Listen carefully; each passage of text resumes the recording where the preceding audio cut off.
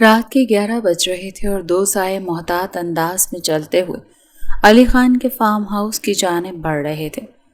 دونوں نے اپنے چہروں کو بلیک ماسک کی مدد سے چھپایا ہوا تھا اور یوں لگ رہا تھا جیسے وہ کوئی بہت بڑا کارنامہ سر انجام دینے کے لیے آئے ہیں۔ ان میں سے ایک سایہ علیزے کا تھا اور دوسرا حمزہ کا۔ دیکھو، ہم نے بہت ہی محتاط انداز میں اپنا کام مکمل کرنا ہے، کسی بھی قسم کی غلطی کی گنجائش نہیں ہے۔ خاموشی میں اچانک علیزے کی آواز گونجی۔ جواب دینے کے بجائے حمزہ نے فوراً سے تھمز اپ کا اشارہ کیا، لیکن اگلے ہی پل اس کا پاؤں پتھر سے ٹکرایا اور وہ دھڑام کی آواز سے زمین پر گرا۔ اس سے پہلے کہ وہ اپنی خوفناک آواز میں چیخنا چلانا شروع کر دیتا، علیزے نے پھرتی کا مظاہرہ کرتے ہوئے فوراً سے اس کے لبوں پر اپنا ہاتھ رکھا۔ دوسری طرف حمزہ نے اپنی چیخ کا گلا گھونٹنے کے لیے علیزے کی چیخیں نکلوا دیں، کیونکہ وہ اس کے ہاتھ کو کاٹ چکا تھا۔ علیزے نے جلدی سے اپنا ہاتھ اس کے ہونٹوں سے ہٹایا اور پیچھے کی طرف ہو کر اسے کھا جانے والی نظروں سے دیکھنے لگی۔ یہ کیا بدتمیزی ہے، وہ دبی دبی آواز میں غرائی۔ اگر علی خان کے پالتو کتوں کو پتہ چل گیا کہ ہم دونوں یہاں پر اس کے خلاف جاسوس اکٹھے کرنے کے لیے آئے ہیں تو وہ ہمیں انہی کتوں کے سامنے پھینک دے گا۔ علیزے کا بس نہیں چل رہا تھا کہ وہ حمزہ کی جان لے لے۔ پتہ نہیں اس کے کیریئر کا کون سا برا وقت چل رہا تھا جب اس نے حمزہ کو اپنے ساتھ رکھنے کا فیصلہ کیا تھا۔ اس سے تو اچھا تھا وہ اکیلی ہی اپنی انویسٹیگیشن مکمل کرتی، مگر اب کیا پچھتائے ہوت جب چڑیاں چگ گئیں کھیت۔ دوسری طرف حمزہ نے اپنے چہرے پر انتہائی بے چارگی سجائی اور معصومیت سے اپنی آنکھیں ٹمٹماتے ہوئے بولا، مسٹر علی خان نے اپنے ایک انٹرویو میں بیان دیا تھا کہ انہیں کتے پسند نہیں ہیں، وہ صرف بلیاں پالتے ہیں۔ یہ سن کر علیزے کا دل ایک پل کے لیے رکا، لیکن اگلے ہی پل وہ اپنے آپ کو کمپوز کر چکی تھی۔ اس کو کتے کا شوق ہو یا نہ ہو، لیکن اگر دوبارہ تم نے اپنی خوفناک آواز نکالی تو میں ضرور تمہیں اس دنیا سے فارغ کر کے اپنا شوق پورا کر لوں گی۔ اب جلدی سے اٹھو اور ٹارچ آن کرو۔ حمزہ نے فوراً سے ٹارچ آن کی اور علیزے کے چہرے پر مارنے لگا۔ علیزے کی حالت ایسی تھی جیسے ابھی تھوڑی ہی دیر میں وہ لاوے کی طرح پھٹ پڑے گی۔ بے وقوف انسان، میرے منہ پر نہیں بلکہ سامنے مارو اور دیکھو کہ ہم لوگ کس جگہ پر کھڑے ہیں۔ اب کی بار حمزہ نے سنبھلتے ہوئے سامنے کی طرف ٹارچ ماری۔ وہ دونوں فارم ہاؤس کے پچھلے حصے کی دیوار سے باہر کھڑے تھے۔ وہ دیوار اتنی اونچی نہیں تھی، حمزہ جیسے 6 فٹ کے بندے کا اس دیوار پر چڑھنا بائیں ہاتھ کا کھیل تھا، لیکن 5 فٹ کی علیزے کے لیے یہ تھوڑا سا مشکل کام تھا۔ آپ مجھے مدد کے لیے کہہ سکتے ہیں، میں بالکل بھی برا نہیں مناؤں گا۔ حمزہ کی بات سن کر علیزے نے دوبارہ سے اسے کھا جانے والی نظروں سے دیکھا اور پھر اسے نیچے جھکنے کا اشارہ کیا۔ اس کی کمر پر پاؤں رکھ کر دیوار کے اوپر چڑھ چکی تھی۔ تم یہیں باہر ہی کھڑے رہو، میں تھوڑی ہی دیر میں آتی ہوں، اور اگر مجھے کسی بھی قسم کی مدد کی ضرورت پڑی تو میں چیخنا چلانا شروع کر دوں گی۔ تم پولیس کو لے کر یہاں پر پہنچ جانا۔ حمزہ مزید کچھ کہنا چاہتا تھا، لیکن علیزے نے اسے اپنی موٹی موٹی آنکھیں دکھا کر خاموش کروا دیا اور وہ دوسری طرف چھلانگ لگا کر نیچے اتر گئی، جبکہ حمزہ بس اس دیوار کو گھور کر رہ گیا تھا۔ کبھی کبھار تو مجھے لگتا ہے کہ میڈم علیزے سر علی خان کے ساتھ اپنی کوئی پرانی دشمنی نکال رہی ہیں۔ خیر مجھے کیا، مجھے تو ویسے بھی یہ سب کرنے کے پیسے ملتے ہیں۔ وہ دیوار کے ساتھ ٹیک لگا کر نیچے ہی بیٹھ گیا تھا، لیکن دل ہی دل میں اسے علیزے کی ٹینشن ہونے لگی تھی، جو کہ سب سے قابل صحافی تھی اور جو ایک بار کسی مسئلے میں ہاتھ ڈالتی تو اس وقت تک چین کا سانس نہیں لیتی تھی جب تک وہ مسئلہ پوری دنیا کے سامنے پیش نہیں کر دیتی۔ ابھی بھی علی خان کی طرف سے اسے بہت سی اڑتی اڑتی خبریں ملی تھیں کہ اس نے اپنے فارم ہاؤس میں پراپر طور پر اڈا بنایا ہوا ہے، جہاں پر وہ مختلف لڑکیوں سے غلط کام کرواتا ہے۔ جیسے ہی علیزے کو اس بارے میں پتہ چلا تو وہ غصے سے بل بلا کر رہ گئی تھی۔ ایک نمبر کا گھٹیا انسان ہے یہ، میری زندگی تو اس نے برباد کر دی تھی، لیکن میں اسے دوسری لڑکیوں کی زندگی برباد نہیں کرنے دوں گی۔ اپنے آپ سے یہ کہہ کر اس نے دل ہی دل میں پکا ارادہ کیا تھا کہ وہ علی خان کا مکروہ چہرہ ساری دنیا کے سامنے لا کر آئے گی اور اس کے خلاف اس قدر عوام اکٹھی کر لے گی کہ اسے سزا سے بھی کوئی روک نہیں پائے گا۔ ابھی وہ اسی بارے میں سوچتی فارم ہاؤس کے اندرونی حصے کی جانب جا رہی تھی۔ وہ یہاں پر آج سے 3 سال پہلے بھی آئی تھی، لیکن تب حالات مختلف تھے۔ ماضی کے منظر جب اس کی نظروں کے سامنے گھومنے لگے تو اس نے فوراً ہی اپنے ذہن کو جھٹکا اور خود کو حال کی دنیا میں واپس لے آئی۔ ابھی اس نے لاؤنج میں قدم رکھا ہی تھا کہ علی خان کی بھاری مردانہ آواز گونجے، مجھے اندازہ نہیں تھا کہ تم میری خاطر یہاں تک پہنچ جاؤ گی۔ ویسے سچ کہا ہے کسی نے کہ محبت میں بڑی طاقت ہوتی ہے۔ اس سے پہلے کہ علیزے کچھ سنبھل پاتی، پیچھے سے دروازہ بند ہو گیا تھا۔ وہ ایک دم سے بوکھلا گئی تھی۔ علی خان ہاتھوں میں جوس کا گلاس لیے اوپن کچن سے باہر نکلا تھا۔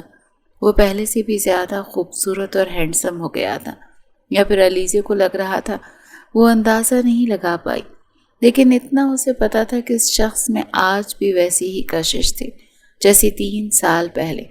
دیکھو مسٹر علی، مجھ سے دور رہ کر بات کرو، ورنہ میں تمہارا اصل چہرہ ساری دنیا کے سامنے لے کر آ جاؤں گی۔ یہ سن کر علی نے ڈرنے کی ایکٹنگ کی۔ پلیز علیزے میم، ایسی بات مت کریں، دیکھیں نا مجھے بہت زیادہ ڈر لگ رہا ہے، اور یہ دیکھیں میرا جسم بھی ڈر کے مارے کانپ رہا ہے، دیکھیں نا میں آپ کے قدموں میں گرتا ہوں۔ علیزے کے چہرے پر ناگواری کے تاثرات پھیل گئے۔ تم ایک نمبر کے کمینے اور بدتمیز انسان ہو۔ کتنی بری بات ہے مسز علی خان، آپ کو تو میں نے پہلے بھی سمجھایا تھا کہ بیویاں اپنے شوہروں کے بارے میں ایسے الفاظ بولتی ہوئی اچھی نہیں لگتی، اور ایسی بیویوں پر تو فرشتے بھی لعنت بھیجتے ہیں۔ وہ ایک دم سے سنجیدہ ہو گیا اور لمبے لمبے ڈگ بھرتا ہوا اس کے نزدیک آنے لگا، جبکہ علیزے اپنے آپ کو سنبھالتے ہوئے پیچھے کی طرف ہٹی۔ اس کا سر زور سے دیوار کے ساتھ لگنے لگا تھا کہ علی نے فوراً ہی اس کے سر کے پیچھے اپنا ہاتھ رکھا اور اس کی آنکھوں میں جھانکتے ہوئے تیز لہجے میں بولا، میں نے تمہیں کیا سمجھایا تھا مس علیزے؟ میرے بارے میں وہ خبر چلانے کی کوشش مت کرو، ورنہ تمہارا وہ حشر کروں گا نا کہ ساری زندگی یاد رکھو گی۔ علیزے کی آنکھوں میں ایک لمحے کے لیے آنسو آئے، لیکن اگلے ہی پل وہ اپنے آپ کو کمپوز کرتے ہوئے بپھرے ہوئے لہجے میں بولی، مسٹر علی، میں نے وہی کیا جو مجھے ٹھیک لگا تھا، بالکل اسی طرح جس طرح سے آج سے 3 سال پہلے تمہیں جو ٹھیک لگا تم نے کیا۔ اور جہاں تک وہ خبر چلانے کا سوال ہے تو میں چاہتی ہوں کہ ساری دنیا کو پتہ چلے کہ تم کتنے بڑے گھٹیا انسان ہو، جس نے پہلے اپنی بیوی کا سودا کیا اور اب وہ دوسری معصوم لڑکیوں کا سودا کر رہا ہے۔ علی نے یکدم اس کی گردن پر اپنا ہاتھ مضبوطی سے جمایا اور اس کی گردن کو دبانے لگا۔ علیزے کی سانسیں اکھڑنے لگی تھیں۔ اپنی زبان سنبھال کر بات کرو لڑکی، اس رات ہم دونوں کے درمیان جو کچھ بھی ہوا وہ غلط فہمی کی بنیاد پر تھا۔ اس کی گرفت جیسے ہی علیزے کی گردن پر ڈھیلی پڑی، علیزے نے اپنے دونوں ہاتھ اس کے سینے پر رکھ کر اسے پیچھے کی طرف دھکا دیا اور چلاتے ہوئے بولی، تمہاری اس غلط فہمی کی وجہ سے میری زندگی برباد ہو گئی، میرے ماں باپ مجھ سے دور ہو گئے، میرا حلقہ احباب مجھ سے بچھڑ گیا اور مجھے اپنے آپ سے نفرت ہو گئی۔ شاید تمہارے لیے وہ ایک غلط فہمی ہو، لیکن اس نے میری زندگی برباد کر دی تھی۔ علی بازو لپیٹے تھوڑے ہی فاصلے پر کھڑا سنجیدگی سے دیکھ رہا تھا۔ کیا اب تم مجھ سے بدلہ لینے کے لیے آئی ہو؟ علیزے نے بے دردی سے اپنے آنسو صاف کیے اور مسکراتے ہوئے بولی، میں تم سے بدلہ لینے کے لیے نہیں بلکہ تمہیں عبرت کا نشان بنانے کے لیے آئی ہوں مسٹر علی۔ اگر تم مجھ سے ہاتھ جوڑ کر بھی معافی مانگو تب بھی میں تمہیں معاف نہیں کروں گی۔ علی نے بے ساختہ اپنے ذہن کو جھٹکا اور پھر عجیب سے انداز میں مسکرانے لگا۔ تمہیں ایسا کیوں لگا کہ میں تم سے ہاتھ جوڑ کر معافی مانگوں گا جب میں نے کچھ غلط کیا ہی نہیں ہے؟ یہ کہہ کر اس کی آنکھیں بھٹکتی ہوئی علیزے کے وجود میں الجھنے لگیں، جس نے ویسٹرن ڈریسنگ کی ہوئی تھی، بلیک کلر کے ٹاپ کے نیچے بلو کلر کی بیگی جینز اور کمر پر بکھرے ہوئے بال۔ وہ واقعی میں بے حد حسین لگ رہی تھی۔ علی نے بے ساختہ نظریں چرائیں اور اپنے بالوں میں انگلیاں پھیرتے ہوئے بولا، آخر اس طرح کے کپڑے پہن کر تم کیا ثابت کرنا چاہتی ہو؟ کہ میں ایک انتہائی بے غیرت انسان ہوں؟ میں نے تمہیں کچھ دن پہلے بھی سمجھایا تھا کہ اس طرح کی ڈریسنگ چھوڑ دو، مجھے اچھا نہیں لگتا کہ لوگ تمہیں عجیب و غریب نظروں سے دیکھتے ہیں۔ علیزے کا بس نہیں چل رہا تھا کہ وہ اس شخص کا منہ نوچ ڈالے۔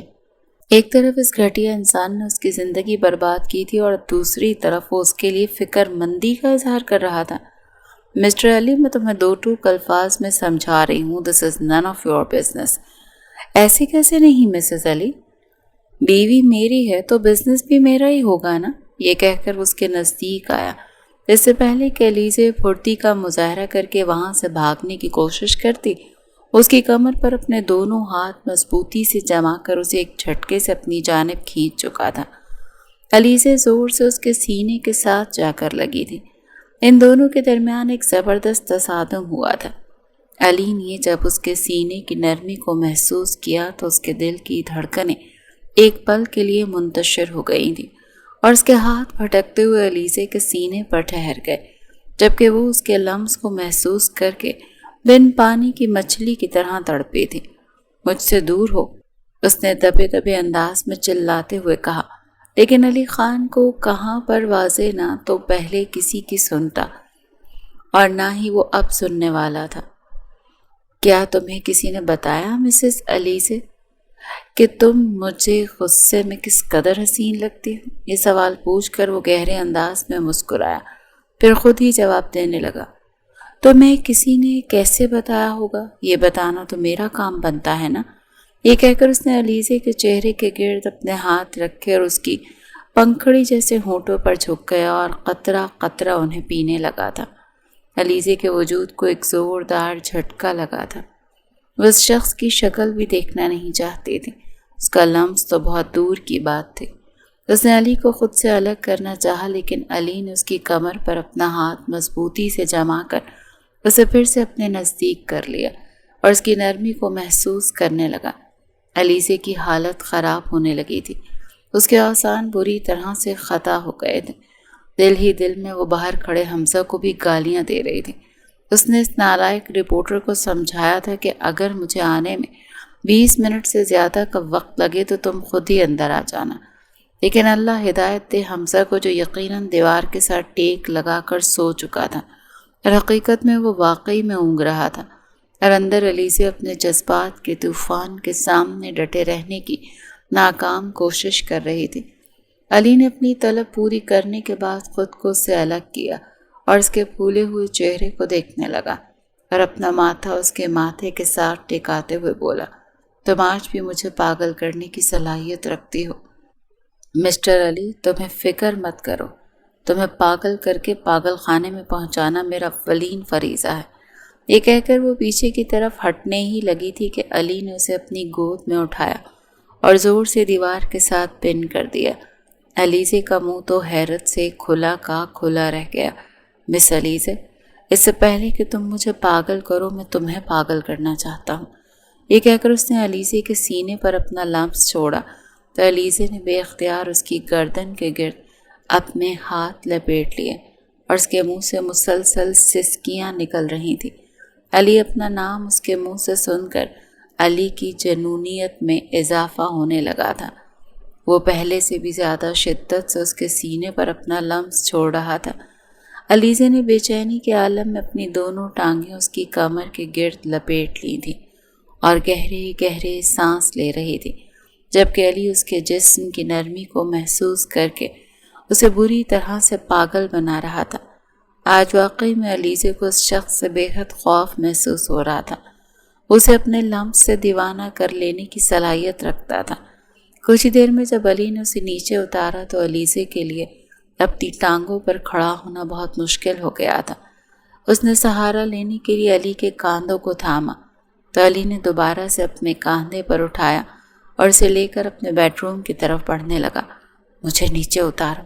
اس کے ارادے کو محسوس کرتے علیزے نے اس کی کمر پر زور زور سے مکے مارنے شروع کر دیے تھے، لیکن اس باڈی بلڈر کو پرواہ ہی کہاں تھی۔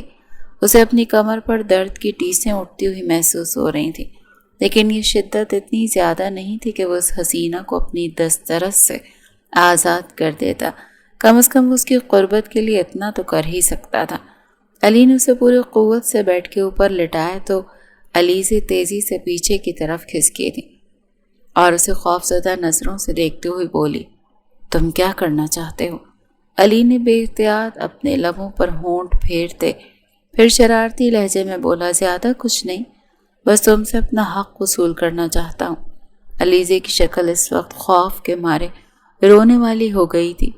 وہ انگلی اٹھا کر اسے دھمکی دیتے ہوئے بولی، خبردار، خبردار جو تم میرے نزدیک آنے کی کوشش کے، میں تم جیسے اسمگلر کے ساتھ کوئی بھی تعلق نہیں بناؤں گی۔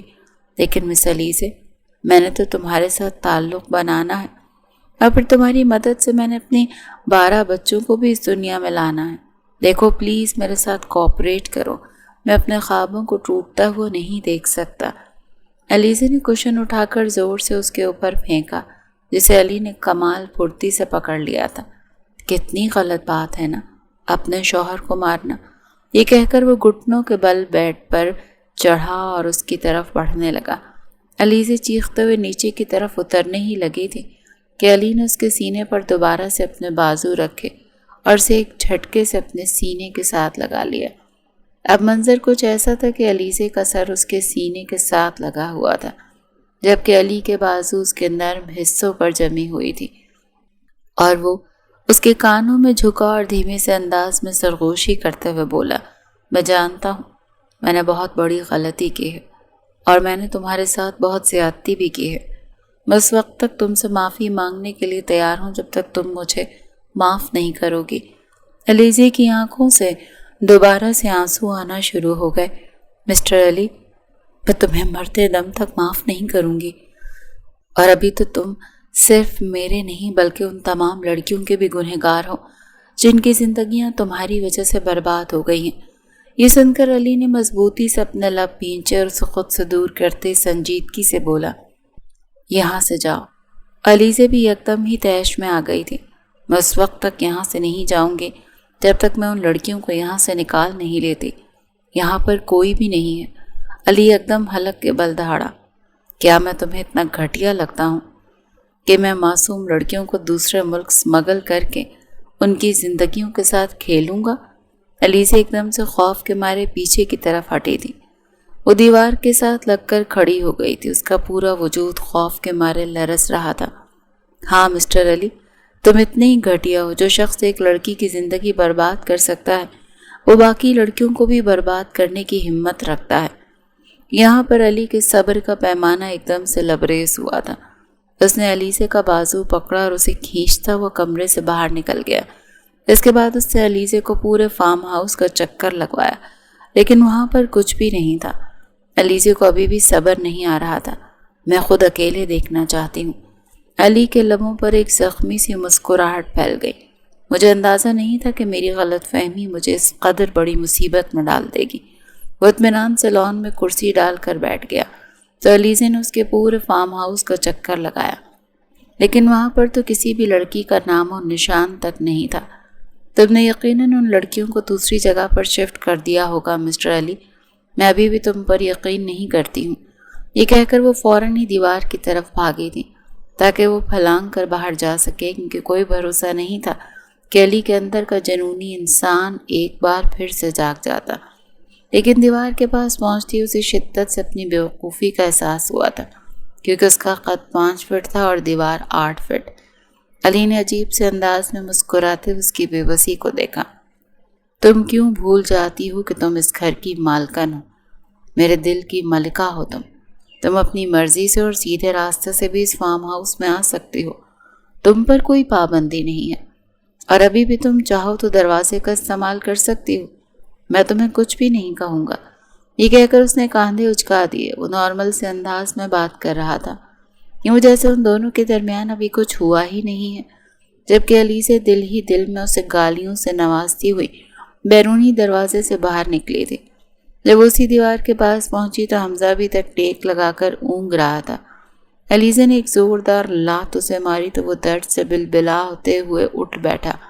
ہائے میڈم، مار دیا مجھے، میرا کیا قصور تھا؟ یہی کہ میں ایک بیٹا ہوں۔ علیزے نے اس کے سر پر ایک زوردار تھپڑ مارا تاکہ وہ ہوش کی دنیا میں واپس آئے، کیونکہ وہ جو ڈائلاگ بول رہا تھا یہ بیٹے کا نہیں بلکہ بیٹی کا تھا، اور یہ ایک پاکستانی ڈرامے کا تھا جو کچھ دن پہلے ہی بہت زیادہ فیمس ہوا تھا، اور مسٹر حمزہ کو چونکہ ڈرامے دیکھنے کا بہت شوق تھا، اسی لیے وہ کبھی کبھار اپنی زندگی کو بھی وہ ڈرامہ ہی تصور کرتے تھے۔ کیا آپ واپس آ گئیں؟ جیسے وہ ہوش کی دنیا میں واپس آیا تو اشتیاق بھرے انداز میں سوال کرنے لگا۔ میری قسمت اچھی تھی جو میں زندہ سلامت واپس آ گئی، ورنہ تمہارے بھروسے رہ کر تو میں نے جان سے ہی جانا تھا، اور اب میں نے یہ بھی فیصلہ کر لیا کہ دوبارہ کبھی بھی میں تمہیں اپنے ساتھ نہیں لاؤں گی۔ یہ کہہ کر وہ غصے سے ایک گاڑی کی طرف بڑھی تھی، جبکہ حمزہ بھی اس کے پیچھے لپکا۔ ویسے مس علیزہ، کیا میں آپ سے پوچھ سکتا ہوں کہ آپ نے علی خان کا ہی کیس کیوں لیا؟ کیونکہ جہاں تک مجھے پتا ہے یہ کیس بہت زیادہ کنٹروورشل ہے، اور ابھی تک کوئی پراپر سٹیٹمنٹ بھی نہیں ہے کہ وہ واقعی میں کوئی اسمگلر ہے۔ ایسے میں ایک شخص کے خلاف ثبوت اکٹھے کرنا بھی بہت مشکل ہوتا ہے۔ علیزہ نے ایک جھٹکے سے اپنی جگہ پر رکی اور اس کی طرف گردن پھیر کر تیکھے لہجے میں بولی، تم صرف مجھے اتنا بتاؤ کہ تم میرے ساتھ کام کرنا چاہتے ہو یا نہیں؟ حمزہ کو شدت سے اپنی غلطی کا احساس ہوا۔ وہ اپنے چہرے پر دوستانہ مسکراہٹ سجاتے ہوئے پرجوش انداز میں بولا، ارے میڈم، میں آپ کے ساتھ کام نہیں کروں گا تو پھر کس کے ساتھ کروں گا؟ اگر ایسی بات ہے تو اپنا منہ بند کر کے بیٹھو اور بلا وجہ میرے معاملات میں دخل اندازی نہ کیا کرو۔ میں تمہیں کچھ بھی بتانے کے لیے پابند نہیں ہوں۔ وہ کافی زیادہ غصے میں تھی۔ حمزہ کو بھی احساس ہو گیا تھا کہ میڈم کا پارا ہائی ہے، اسی لیے وہ الٹ پلٹ بولے جا رہی ہے، ورنہ نارمل موڈ میں تو وہ کبھی بھی ایسی باتیں نہیں کرتی تھی۔ جیسے ہی علیزہ واپس اپنے فلیٹ پر پہنچی تو اس کا دل کیا کہ وہ دھاڑیں مار مار کر رونا شروع کر دے، اور اس نے ایسا ہی کیا تھا۔ دروازے کو لاک لگانے کے بعد وہ گرتی پڑتی صوفے پر جا کر بیٹھی اور اپنا چہرہ چھپا کر چھوٹے بچوں کی طرح پھوٹ پھوٹ کر رونے لگی۔ یا اللہ، کیوں میرے ساتھ ایسا کیوں؟ اس انسان نے میری زندگی برباد کی تھی، اس کی وجہ سے میرے ماں باپ مجھ سے نفرت کرنے لگے تھے، لیکن اس کے باوجود مجھ سے نفرت کیوں نہیں کر پا رہی؟ آج بھی جب وہ میرے قریب آتا ہے تو میرے دل کی دھڑکنیں کیوں منتشر ہو جاتی ہیں؟ آج بھی جب میں اسے دیکھتی ہوں تو میری حالت کیوں خراب ہو جاتی ہے؟ وہ بے بسی کے مارے اپنا چہرہ ہاتھوں میں چھپائے گھٹ گھٹ کر رو رہی تھی۔ اس کا دل درد سے پھٹا جا رہا تھا۔ یا میرے اللہ، اس دنیا میں یہی ایک انسان تھا؟ کیوں میں اپنے ذہن سے اس کا خیال نکال نہیں پاتی ہوں؟ کیوں یہ شخص میرے خوابوں پر چھایا رہتا ہے؟ 3 سال گزرنے کے باوجود اور میرے ساتھ اتنا سب کچھ ہونے کے باوجود بھی میں اس سے نفرت کیوں نہیں کر پا رہی ہوں؟ میں اس سے محبت نہیں کرنا چاہتی ہوں میرے رب، لیکن میں خود کو روک بھی نہیں پاتی ہوں۔ اس کو لگ رہا تھا کہ اس کا دل درد سے پھٹ جائے گا۔ آج سے 3 سال پہلے شہر کا سب سے بڑا ٹائکون یعنی کہ مسٹر علی پہلی بار علیزہ کی یونیورسٹی میں آیا تھا۔ وہ علیزہ جو کہ پچھلے 2 سالوں سے علی پر دل و جان سے فدا تھی، کیونکہ وہ ایک بہت ہی ہینڈسم چارمنگ بزنس ٹائکون ہونے کے ساتھ ساتھ سیاست کی دنیا کا ابھرتا ہوا ستارہ تھا، اور سب سے بڑھ کر یہ کہ اس نے ینگ جنریشنز کے لیے کچھ انیشیٹو شروع کیے تھے، جو کہ علیزہ اپنی یونیورسٹی میں ایونٹ آرگنائزر تھی، اسی لیے جتنے بھی ایونٹس وغیرہ ہوتے تھے ان سب میں وہ سارے معاملات دیکھتی تھی۔ یونیورسٹی کے آخری سال میں اس نے ایک بہت بڑا بزنس ایڈمنسٹریشن کا ایونٹ ارینج کیا، جس میں علی خان کو ایسے چیف گیسٹ دعوت دی گئی تھی۔ علیزہ نے جب اسے دیکھا تو بری طرح سے کنفیوز ہو گئی تھی۔ ادھر علی کی نظریں بھی علیزہ کے چہرے میں الجھ گئی تھیں، لیکن وہ خود کو کافی زیادہ سنجیدہ شو کروا رہا تھا اور یوں بیہیو کر رہا تھا جیسے اسے سب سے کوئی فرق ہی نہیں پڑتا، لیکن دل تھا کہ بار بار بھٹک کر اس لڑکی کی طرف جا رہا تھا۔ ایسا نہیں تھا کہ وہ اس کی زندگی میں آنے والی پہلی خوبصورت لڑکی تھی۔ علی خان ایک رنگین مزاج طبیعت کا مالک تھا۔ آج سے پہلے کئی خوبصورت لڑکیاں اس کی زندگی میں آ چکی تھیں، لیکن اس نے کبھی بھی کسی کے ساتھ زبردستی نہیں کی تھی۔ وہ صرف انہی لڑکیوں کو ہی اپنی زندگی میں انٹری دیتا تھا جو اپنی مرضی سے اپنا آپ اس پر لٹانے کے لیے تیار ہوتے تھے۔ اسے منتیں کرنا اور لڑکیوں کے پیچھے بھاگنا بالکل بھی پسند نہیں تھا۔ یہ اس کے مزاج کے خلاف تھا، اور اس کی ایک وجہ یہ بھی تھی کہ اس کی رگوں میں جاگیرداروں کا بھی خون دوڑتا تھا۔ اس کے دادا بہت بڑے جاگیردار تھے۔ اس کا بھائی گاؤں وغیرہ کے معاملات سنبھال رہا تھا، جبکہ خود وہ شہر میں تھا، کیونکہ اسے وہ زندگی ایک آنکھ نہیں بھاتی تھی۔ جیسے ایونٹ ختم ہوا تو علی کی نظریں بھٹکتی ہوئی اس لڑکی کے اوپر جا کر رکی جو کہ اسٹیج سے نیچے اتر رہی تھی۔ علیزہ بھی اپنے چہرے پر مسلسل کسی کی نظروں کی تپش کو محسوس کر رہی تھی، لیکن جب وہ سر اٹھا کر دیکھتی تو وہاں پر کوئی بھی موجود نہ ہوتا۔ ابھی بھی وہ اپنی ہی دھن میں چل رہی تھی۔ ایک جانی پہچانی مردانہ آواز اس کے کانوں میں گونجی، "ایکسکیوز می۔" اس نے سر اٹھا کر دیکھا تو تھوڑے ہی فاصلے پر مسٹر علی کھڑا تھا۔ اس کا دل عجیب سے انداز میں دھڑکنے لگا تھا۔ "آپ نے اپنا کوئی بزنس آئیڈیا پریزنٹ نہیں کیا؟" وہ سے یوں نارمل انداز میں سوال کر رہا تھا جیسے ان دونوں کے آپس میں بہت گہری دوستی ہو۔ علیزہ نے اپنے آپ کو سنبھالا اور مسکراتے ہوئے بولی، "سر، میں میڈیا کی اسٹوڈنٹ ہوں، میں نے صرف یہ ایونٹ ارینج کیا ہے۔" یہ سن کر علی عجیب سے انداز میں مسکرایا۔ "پھر تو آپ کو پروجیکٹ مینجمنٹ میں آنا چاہیے تھا، کیونکہ آپ کی مینجمنٹ بہت ہی اچھی ہے۔ علیزہ اپنی تعریف پر خوشی سے پھولے نہیں سما رہی تھی۔ ویسے میڈیا بھی ایک اچھی فیلڈ ہے۔ تب علیزہ نے اسے بتایا کہ وہ جرنلسٹ بننا چاہتی ہے اور بڑے بڑے سیاستدانوں کے اصل چہرے دنیا کے سامنے لانا چاہتی ہے۔ علی کو اس کی ذات میں مزید دلچسپی ہونے لگی۔ اس وقت ان دونوں نے ایک دوسرے سے نمبر ایکسچینج کیے تھے اور یہ سب کچھ علی کے کہنے پر ہی ہوا تھا۔ اس دن علیزہ ہاسٹل سے گھر آ گئی تھی۔ جیسے ہی وہ کمرے میں داخل ہوئی اس نے خوشی کے مارے بھنگڑے ڈالنا شروع کر دیے۔ اس کی بہن بھی ایک پل کے لیے حیران ہو گئی۔ "کیا ہو گیا؟ خیریت تو ہے؟ یوں لگ رہا ہے جیسے تمہاری لاٹری نکل آئی ہے۔" کومل کی بات سن کر علیزہ نے فوراً سے اس کی آنکھوں کے سامنے علی کا کارڈ لہرایا۔ "دیکھو، واقعی میں میری لاٹری نکل آئی ہے۔ 2 سالوں سے میں جس انسان کو اسٹاک کر رہی ہوں اس نے آج مجھے خود اپنا نمبر دیا ہے، اور اس نے مجھے آج اپنے ساتھ لنچ کرنے کے لیے بھی آفر کیا ہے۔ اف اللہ جی، تم تو سوچ بھی نہیں سکتی ہو میں کتنی خوش ہوں۔" کومل ایک دم سے بہت زیادہ پریشان ہو گئی۔ اس نے علیزہ کا بازو مضبوطی سے پکڑ کر اسے کھینچ کر اپنے پاس بٹھایا اور اس کی آنکھوں میں جھانکتے ہوئے فکر مندی سے بولی، "خبردار جو تم اس امیر سادے سے ملنے گئی، یہ لوگ کسی کے سگے نہیں ہوتے ہیں، اور میری اس بات کو وارننگ سمجھ لینا، کیونکہ اگر مجھے تمہاری اس حرکت کے بارے میں پتہ چلا میں فوراً سے پہلے بابا کو بتا دوں گی اور وہ تمہاری پھپھو کے بیٹے کے ساتھ منگنی کرنے میں 1 سیکنڈ بھی نہیں لگائیں گے۔" سکندر کے بارے میں سوچ کر ہی علیزہ کا دل خراب ہونے لگا تھا۔ اسے اپنی پھپھو کا بیٹا کلموہا بالکل بھی پسند نہیں تھا۔ وہ کسی خوبصورت اور ہینڈسم شخص سے شادی کرنا چاہتی تھی، اور اب جب کہ علی اسے اپروچ کر رہا تھا تو اسے یہ سب کچھ برا نہیں لگ رہا تھا۔ دوسری طرف علی کے لیے تو یہ معمول کی باتیں تھیں۔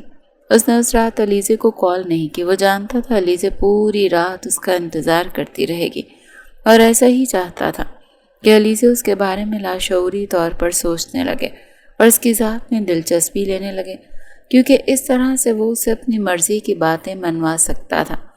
اگلی صبح جیسے اس نے علیزہ کو کال کی، دوسری ہی بیل پر کال اٹھا لی گئی۔ یوں لگ رہا تھا جیسے وہ موبائل ہاتھ میں ہی لے کر بیٹھی ہو۔ اس کے لہجے میں عجیب سی بے چینی تھی۔ اس وقت تک علی کو معلوم نہیں تھا کہ وہ پچھلے 2 سالوں سے اس کو سٹاک کر رہی ہے۔ علیزہ نے بھی یہ بات اپنے دل میں دبا لی تھی۔ اگلے کچھ دنوں تک وہ دونوں فون پر باتیں کرتے رہے۔ پھر وہ اسے اپنے ساتھ ڈنر کروانے کے لیے لے کر گیا تھا، جہاں پر وہ اس سے چھوٹے چھوٹے سوال جواب کر رہا تھا۔ علیزہ چونکہ ایک مڈل کلاس فیملی سے تعلق رکھتی تھی، اسی لیے اس کے لیے یہ سب کچھ نیو ایکسپیرینس تھا۔ وہ حد سے زیادہ ایکسائٹڈ تھی اور اس کے اشتیاق کو دیکھ کر علی دل ہی دل میں مسرور ہو رہا تھا۔ "تم اپنی معصومیت سے باقی دنیا کو تو بیوقوف بنا سکتی ہو مس علیزہ، لیکن مجھے نہیں۔" اس نے دل ہی دل میں اپنے آپ سے کہا، اور اگلے کچھ دن وہ لوگ ایک دوسرے کے ساتھ گھومنے کے لیے گئے۔ علی علیزہ کو اس کی اہمیت کا احساس دلاتا تھا۔ وہ اسے پرنسس ٹریٹمنٹ دیتا تھا اور اسے بالکل ویسا ہی ٹریٹ کرتا تھا جیسے علیزہ کی خواہش تھی۔ وہ وقت گزرنے کے ساتھ ساتھ اس کے پیار میں گرفتار ہونے لگی تھی۔ چونکہ وہ ہاسٹل میں تھی، اسی لیے وہ رات کو بھی گھومنے کے لیے نکل جاتے تھے اور واپسی میں آ کر وارڈن کو ایک موٹی رقم دے کر اسے خاموش کروا دیتے تھے۔ وارڈن کو بھی پیسے مل رہے تھے، اسی لیے اسے بھی کوئی مسئلہ نہیں تھا، اور دوسری طرف علی بھی اسے اپنی محبت میں گرفتار کرنے میں کامیاب ہو چکا تھا۔ دوسرا، اس نے علیزہ سے یہ بھی وعدہ کیا تھا کہ وہ اسے اپنے ساتھ UK لے کر جائے گا، جہاں پر وہ جرنلسٹ میں اپنا MPhil مکمل کر لے گی۔ علیزہ بہت زیادہ ایکسائٹڈ تھی، اور پھر ایک دن علیزہ کو اس کے گھر سے کال آئی۔ دراصل اس کے پیرنٹس اس کو واپس بلا رہے تھے۔ وہ اس کی پھپھو کے بیٹے سکندر کے ساتھ اس کی منگنی کروانا چاہتے تھے۔ یہ سنتے ہی علی سے ہتھے سے اکڑ گئی تھی۔ اس نے صاف الفاظ میں کہہ دیا تھا کہ وہ اب پڑھ لکھ گئی ہے، وہ اس معمولی سے 2 ٹکے کے انسان سے شادی نہیں کرے گی، وہ اپنی مرضی سے نکاح کرے گی۔ اس رات وہ بہت زیادہ پریشان تھی۔ علی کو یقین ہو گیا تھا کہ یہی ٹھیک وقت ہے۔ اس نے علیزے کو تسلی دی اور اس کے ساتھ ہی اس نے علیزے سے نکاح کی پیشکش کی اور اسے یقین دلایا کہ جب ہم دونوں ایک دوسرے کے ساتھ مضبوط تعلق میں بندھ جائیں گے تو کوئی بھی ہم دونوں کو الگ نہیں کر پائے گا، اور بغیر کسی رشتے کے یوں ملنا بھی مجھے ٹھیک نہیں لگتا ہے۔ میں چاہتا ہوں کہ ہم دونوں میں کوئی حلال رشتہ ہو تاکہ جب ہم دونوں ایک دوسرے کے ساتھ بیٹھیں، ایک دوسرے سے باتیں کریں یا پھر ایک دوسرے کا ہاتھ بھی پکڑیں تو ہمیں گناہ نہ ہو، بلکہ فرشتے ہم پر ثواب کی بارشیں کریں۔ اور اب تمہاری ڈگری مکمل ہو گئی ہے تو مجھے لگتا ہے کہ ہمیں اپنے مستقبل کے بارے میں سوچنا چاہیے۔ میں نے تمہارے باقی کاغذات تیار کر لی ہیں، بس اگلے کچھ دنوں میں تمہیں اپنے ساتھ UK لے کر جاؤں گا۔ تم اپنے گھر والوں کو بھی صاف صاف کہہ دینا کہ تمہیں اسکالرشپ مل گئی ہے، پھر کوئی ہم دونوں کو الگ ہی نہیں کر پائے گا۔ علیزے نے جب یہ سب کچھ سنا تو اسے کچھ بھی برا نہیں لگا، کیونکہ وہ پہلے ہی علی کی محبت میں پاگلوں کی طرح گرفتار ہو چکی تھی۔ اس نے علی کی بات مان کر اس رات اس سے نکاح کر لیا۔ علی نے شروع میں اسے کہا تھا کہ وہ لوگ سہاگ رات نہیں منائیں گے، نہ ہی ان دونوں کے درمیان کچھ بھی ایسا ویسا ہوگا، لیکن پھر اس کے بعد اسے اپنے ساتھ 5 اسٹار ہوٹل میں لے کر آ گیا تھا۔ وہاں پر آنے سے پہلے اس نے ویٹر کو خاص ہدایت کی تھی کہ کمرے کو پہلی سہاگ رات کی طرح سجایا جائے۔ علی سے جب کمرے میں داخل ہوئی تو اس کی آنکھیں تو کھلی کی کھلی رہ گئی تھیں۔ پورا بیڈ گلاب کی پتیوں سے بھرا ہوا تھا اور ہر جگہ پر گلاب کے پھول پڑے ہوئے تھے۔ کمرہ بے حد حسین لگ رہا تھا۔ علیزے کے دل کی دھڑکنیں منتشر ہو گئی تھیں۔ اس کے دل میں بھی علی کو پانے کے لیے طلب بڑھنے لگی تھی، کیونکہ وہ اس سے بے تحاشا محبت کرتی تھی۔ اس کا جسم ایک دم ہی بے چینی کی زد میں آ گیا تھا۔ علی نے پیچھے سے ہو کر جیسے اسے سینے کے اوپر اپنے ہاتھ رکھے تو علیزے نے بے اختیار اس کے ہاتھوں کو تھاما اور سسکتے ہوئے پیچھے کی طرف ہٹنے لگی۔ اس کی آنکھوں میں ایک پل کے لیے آنسو پھیل گئے۔ اس نے نفی میں گردن ہلائی۔ علی، مجھے یہ سب کچھ ٹھیک نہیں لگ رہا۔ میری جان، نکاح کیا ہے ہم دونوں نے، تم میری بیوی ہو، میں تم پر پورا حق رکھتا ہوں۔ یہ کہہ کر وہ اس کے بالوں میں اپنا چہرہ چھپانے لگا تھا۔ علیزے بھی اس کے لمس سے بری طرح سے بے چین ہو رہی تھی۔ علی، اگر میرے ماما بابا کو پتہ چلا تو وہ مجھے جان سے مار دیں گے۔ یہ سن کر علی نے اس کے چہرے پر اپنا ہاتھ رکھا اور اس کے ماتھے کو چومتے ہوئے بولا، میں ہمیشہ تمہارے سامنے دیوار بن کر کھڑا رہوں گا۔ میں کسی کو بھی تمہیں ہاتھ لگانے کی اجازت نہیں دوں گا اور یہ میرا تم سے وعدہ ہے، میرا یہ یقین مانو۔ یہ کہہ کر علی نے اسے اٹھا کر اپنی گود میں بٹھایا اور خود بیڈ گراؤنڈ کے ساتھ ٹیک لگا کر بیٹھ گیا تھا۔ علیزے کے بال اس کی کمر پر بکھرے ہوئے تھے۔ علی نے اس کے بالوں کو اٹھا کر دونوں جانب کاندھوں پر پھیلایا اور ان میں انگلیاں چلانے لگا۔ اس کی نظریں بار بار بھٹک کر علیزے کے سینے پر جا کر رک رہی تھی، جہاں کے نشیب و فراز اس کے وجود کو بری طرح سے بے چین کر رہے تھے۔ وہ لڑکی حد سے زیادہ اٹریکٹیو تھی اور دوسرا اس پر جوانی بھی ٹوٹ کر اتری تھی۔ علی نے اس کو اپنے ہاتھ میں لینا چاہا تو علیزے نے فوراً سے اس کے ہاتھ تھام لیے اور اس کے سینے کے ساتھ ہاتھ لگاتے خود کے چہرے پر جھک گئی۔ علی پل میں اس کے ہونٹوں پر اپنے لمس چھوڑنے لگا تھا۔ علی اس کی اس بے باکی پر دل ہی دل میں مسرور ہو گیا تھا۔ جو چیز اس کی انا کو سب سے زیادہ تسکین پہنچا رہی تھی وہ یہی تھی کہ وہ علیزے کو اپنی محبت کے جال میں گرفتار کرنے میں کامیاب ہو گیا ہے۔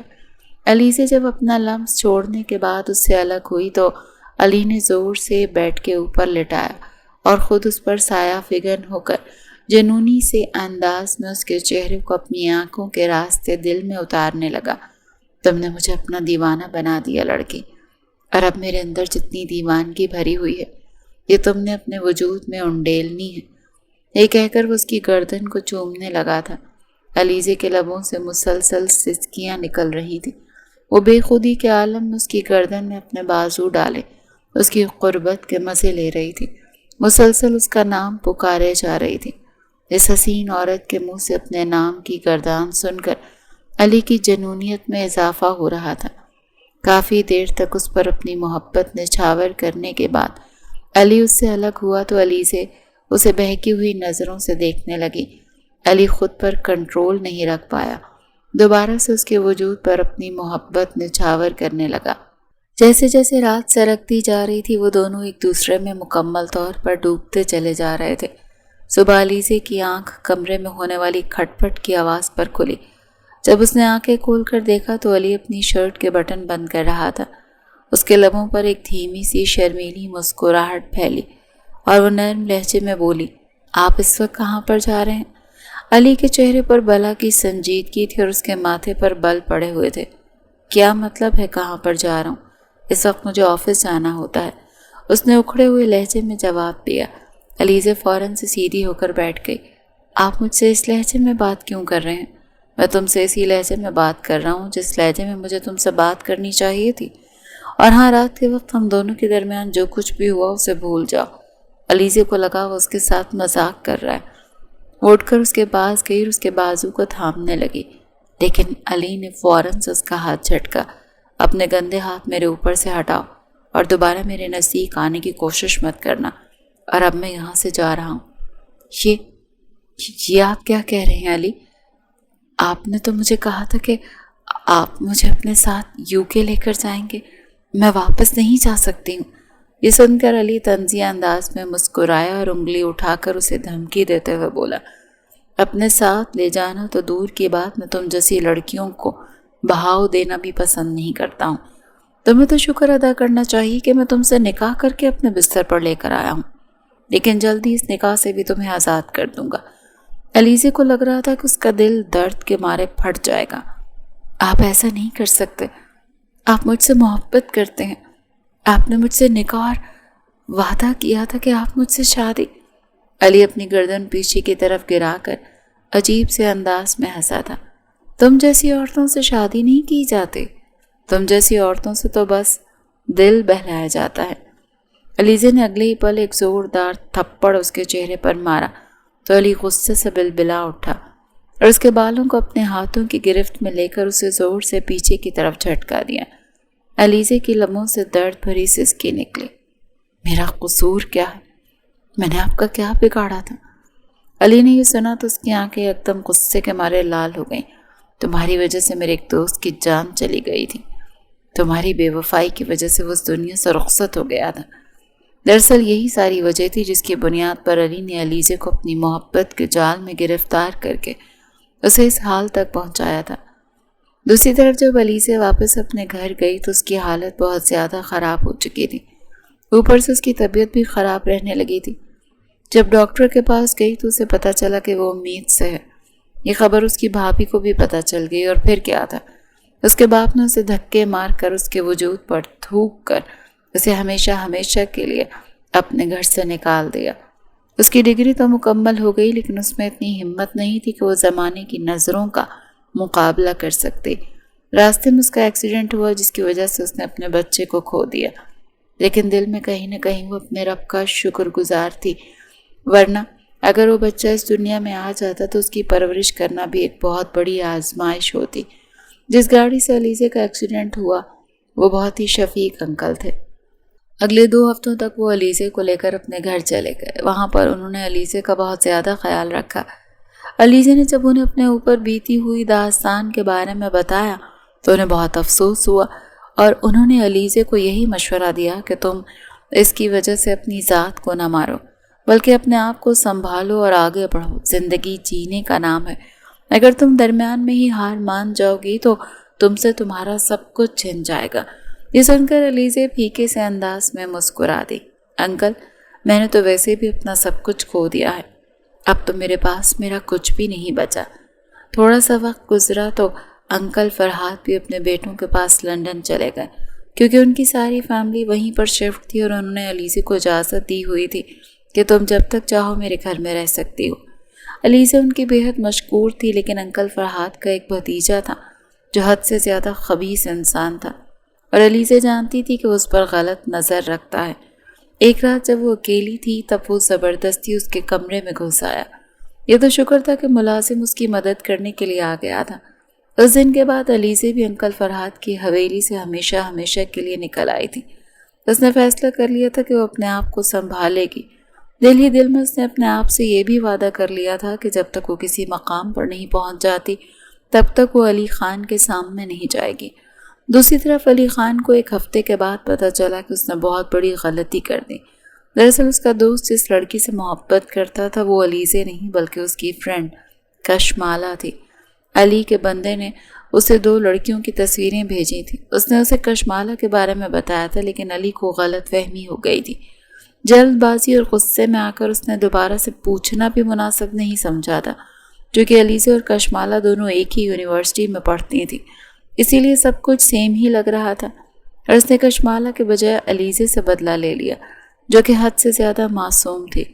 علی بعد میں اسے تلاش کرنے کے لیے اس کے گھر تک بھی گیا تھا لیکن پتہ چلا کہ اس پر بدکاری کا الزام لگا کر اسے ہمیشہ کے لیے وہاں سے نکال دیا گیا ہے۔ اس کے بعد علی نے اسے ہر جگہ پر تلاش کیا تھا لیکن وہ اسے کہیں پر بھی نہیں ملی تھی۔ نہ جانے اس لڑکی کو زمین کھا گئی تھی یا آسمان نکل گیا تھا۔ 3 سال گزرنے کے بعد علی کا ایک سیمینار میں آمنا سامنا ہوا۔ وہ وہاں پر ایک سینئر جرنلسٹ کے طور پر کھڑی تھی اور کچھ پولیٹیکل لیڈر سے سوال کر رہی تھی۔ اس کی نظر علی کی نظروں سے ملی تھی لیکن اس نے یوں برتاؤ کیا جیسے وہ اسے جانتی ہی نہیں ہو، اور ادھر علی کو لگا تھا جیسے کسی نے اس کے دل پر خنجر چلا دیا ہو، لیکن اس کا دل کافی حد تک مطمئن بھی تھا کیونکہ وہ بالکل ٹھیک تھی۔ علیزے نے اپنے کریئر میں کافی زیادہ ترقی حاصل کر لی تھی اور اس کے پاس اپنا ایک فلیٹ بھی تھا اور اس کی اچھی خاصی کمائی تھی، لیکن اس کے باوجود بھی اس کی زندگی میں ایک کمی تھی، اور وہ تھی علی خان کی، جس سے وہ بیک وقت نفرت کے ساتھ ساتھ محبت بھی کرتی تھی اور جس کے بغیر زندگی کا تصور اسے موت کے مترادف لگتا تھا۔ اس دن بھی علی کو دیکھنے کے بعد وہ اپنے فلیٹ میں جا کر گھنٹوں تک روتی رہی۔ اسے پتا تھا کہ جب وہ اسے دیکھے گی اس کو ایسی ہی تکلیف ہوگی، اسے اسے تکلیف کے ساتھ جینا گزارنا ہوگا، اور وہ اس کے لیے تیار بھی تھی۔ صبح کے 6 بج رہے تھے اور سورج کی کرنیں علیزے کے کمرے کی کھڑکی سے چھن کر اس کے چہرے پر پڑ رہی تھیں، مگر وہ اپنی دنیا میں گم گہری نیند کی وادیوں میں تھی۔ موبائل فون پر ایک کے بعد ایک نوٹیفیکیشن کی ٹیون بج رہی تھی جنہیں اس نے نیم خوابی میں نظر انداز کر دیا، لیکن پھر موبائل کی مسلسل گونج نے اس کی نیند توڑ دی۔ اس نے آنکھیں کھولے بغیر ہی ہاتھ بڑھایا اور فون اٹھا کر بغیر دیکھے کان سے لگایا۔ اس کی آواز میں گہری نیند اور خمار شامل تھا۔ آپ کا مطلوبہ نمبر اس وقت گہری نیند میں سو رہا ہے، برائے مہربانی کافی دیر کے بعد کال کیجیے گا، شکریہ۔ دوسری طرف سے حمزہ کی ہانپتی ہوئی گھبرائی ہوئی آواز آئی تو علیزے کے آسان خطا ہو گئے۔ میڈم خدا کے لیے اٹھیں، بہت بڑا مسئلہ ہو گیا، آپ کو ابھی اسی وقت آفس پہنچنا ہوگا، یہ آپ کے کیریئر کا سوال ہے، پورا میڈیا اس وقت آپ کی دہلیز پر کھڑا ہے۔ حمزہ کی آواز میں موجود دہشت نے علیزے کی نیند کو بھگا دیا تھا۔ وہ ایک جھٹکے سے اٹھ کر بیٹھ گئی اور اس کا دل زور زور سے دھڑکنے لگا۔ اس نے کانپتے ہاتھوں سے واٹس ایپ کھولا، میسیجز اور تصویروں کی بھرمار تھی۔ جیسے اس نے پہلی تصویر پر کلک کیا تو اس کے ہاتھوں سے فون گرتے گرتے بچا۔ وہ 3 سال پرانی تصاویر تھیں۔ ایک تصویر میں وہ ہوٹل کے لاؤنج میں علی کے گلے لگی ہوئی تھی۔ تصویر کا زاویہ ایسا تھا کہ لگتا تھا جیسے ان کے درمیان حد سے زیادہ قریبی لمحات گزرے ہوں۔ دوسری تصویر میں وہ علی کا ہاتھ تھامے چل رہی تھی اور تیسری اس کے نکاح نامے کی تھی۔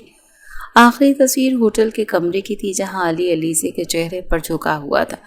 اگرچہ تصویر دھندلی تھی مگر اس کا مطلب ہر کوئی اپنے انداز میں نکال رہا تھا۔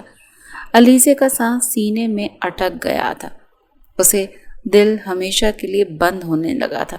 یہ سب علی کی چال تھی، وہ جان بوجھ کر اس کے کیریئر کو تباہ کرنا چاہتا تھا۔ وہ حواس باختہ حالت میں گھر سے نکلی اور جیسے تیسے آفس پہنچی، لیکن جیسے ہی اس نے آفس کے دروازے پر قدم رکھا اس کا باس اس کے سامنے آ کر کھڑا ہو گیا۔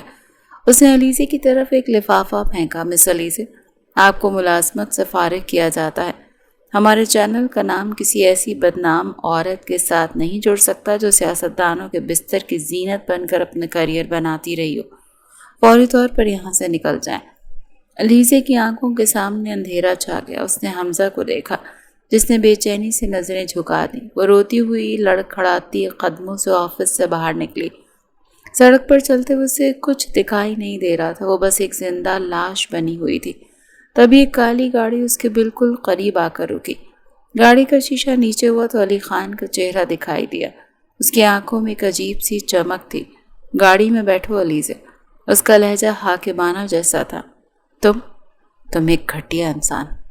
علیزے چلاتے ہوئے پیچھے ہٹی، اس کے آنسو رخساروں پر بہہ رہے تھے۔ تمہاری اور تمہاری ان گھٹیا چالوں کی وجہ سے یہ سب کچھ ہوا، مجھے اکیلا چھوڑ دو۔ علی خان نے گاڑی کا دروازہ کھولا، باہر نکلا۔ اس سے پہلے کہ علیزے کچھ سمجھ پاتی، اس نے زبردستی اسے بازو سے پکڑ کر گاڑی میں بٹھا دیا اور خود ڈرائیونگ سیٹ پر آ کر بیٹھ گیا۔ گاڑی سڑک پر چل پڑی۔ علیزے گاڑی میں بیٹھی سسکیاں بھر رہی تھی، اس کا وجود کانپ رہا تھا۔ علی خان نے کار کی رفتار کم کی اور اسے تسلی دیتے ہوئے عجیب سی نرمی سے بولا، جو کچھ بھی ہوا ہے علیزے وہ میں نے نہیں کیا، لیکن میں قسم کھاتا ہوں کہ میں اس کا ذمہ دار تمہیں نہیں ہونے دوں گا۔ علیزے نے اپنے آنسوؤں سے بھیگی ہوئی آنکھیں علی کی طرف گھمائیں۔ اس کا پورا وجود غصے اور دکھ کی ملی جلی کیفیت سے کانپ رہا تھا۔ تمہارے اس وعدے کی کوئی قیمت نہیں ہے علی۔ علیزے کی آواز میں کرب تھا۔ آج سے 3 سال پہلے تم نے مجھے میرے ماں باپ کی نظروں میں گرایا، میرے کردار پر جو داغ لگایا، جس نے مجھے تنہا کر دیا، اور اب تم نے اس پوری دنیا کے سامنے میرا تماشا بنا دیا۔ تم نے میرے ساتھ ایسا کیوں کیا؟ میرا کیا قصور تھا؟ صرف یہ کہ میں نے تم پر بھروسہ کیا تھا۔ علی نے گاڑی کا اسٹیئرنگ مضبوطی سے تھاما ہوا تھا۔ اس کی گرفت اتنی سخت تھی کہ اس کی رگیں نمایاں ہو رہی تھی۔ اس نے ایک گہری سانس لی۔ تمہارا قصور نہیں تھا علی سے، وہ میری سب سے بڑی غلط فہمی تھی۔ میں نے سوچا تھا کہ میں نے جو کیا وہ انتقام ہے، لیکن حقیقت میں وہ میری انا کی شکست تھی۔ مجھے اس وقت یہ بھی اندازہ نہیں ہوا کہ مجھے کب تم سے محبت ہو گئی ہے۔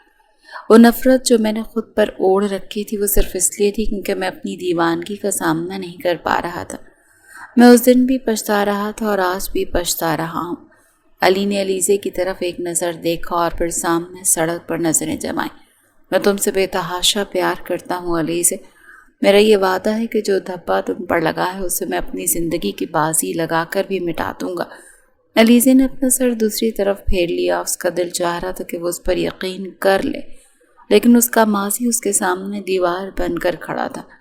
مجھے تم سے کچھ نہیں سننا علی، نہ تمہاری معافی نہ تمہاری محبت۔ مجھے میرے گھر جانا ہے ابھی اسی وقت، علیزے نے چیخ کر کہا۔ علی نے گاڑی کی بریک لگائے اور اسے ایک ویران سڑک کے کنارے روک دیا۔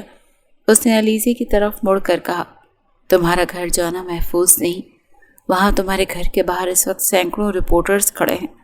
علی نے اسے حیرت سے اور خوف سے دیکھا۔ تم میرے ساتھ میری حویلی چلو گی؟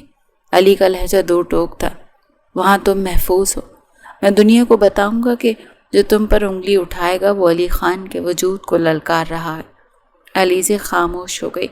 اس کی آنکھوں کے سامنے وہ رپورٹرز اور وہ رسوائی گھوم رہی تھی جو اس کے کیریئر کا اختتام تھی۔ وہ ایک ایسی بند گلی میں کھڑی تھی جہاں سے باہر نکلنے کا واحد راستہ علی خان کے ساتھ جڑتا تھا۔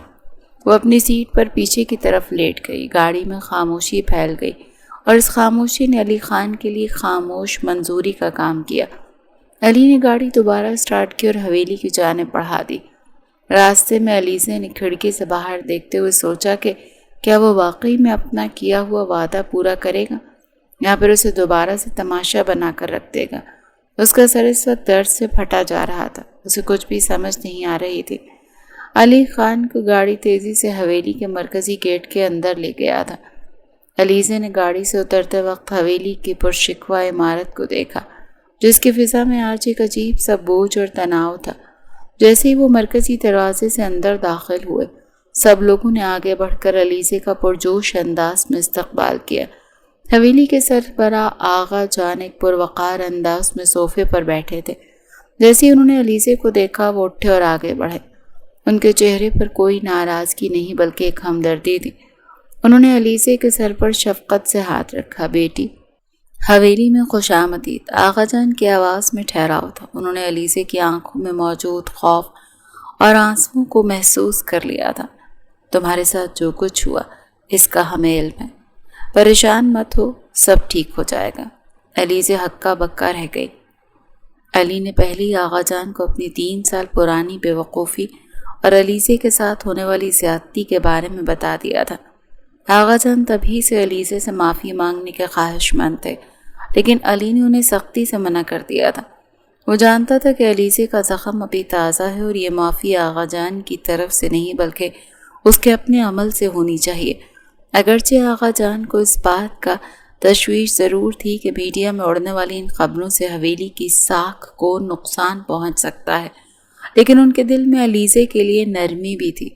وہ جانتے تھے کہ یہ وہی لڑکی ہے جس کے لیے ان کا لاڈلا پوتا علی خان، جو کبھی کسی کے آگے نہیں جھکا تھا، آج اس طوفان کو روکنے کے لیے پوری دنیا سے لڑ رہا ہے۔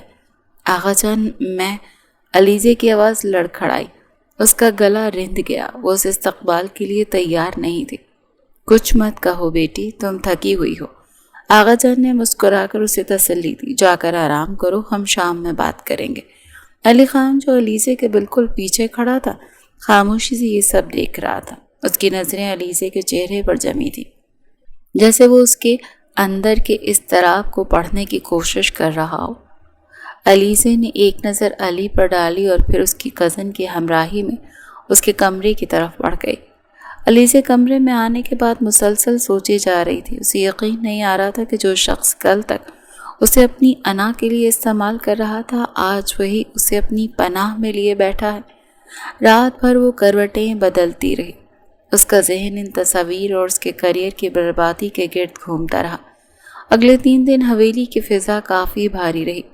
باہر میڈیا کا شور بڑھتا جا رہا تھا۔ سوشل میڈیا پر علیزے کے کردار کو داغدار کرنے والی کیمپین اپنے عروج پر تھی اور بہت سے لوگ علی خان کے نام کے ساتھ جڑی اس کہانی کو اپنی مرضی کے مطابق توڑ مروڑ کر پیش کر رہے تھے۔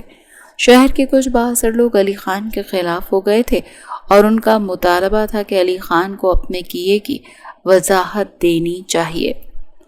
چوتھے دن علی نے فیصلہ کن قدم اٹھایا۔ اس نے ایک ہنگامی پریس کانفرنس کا اعلان کیا۔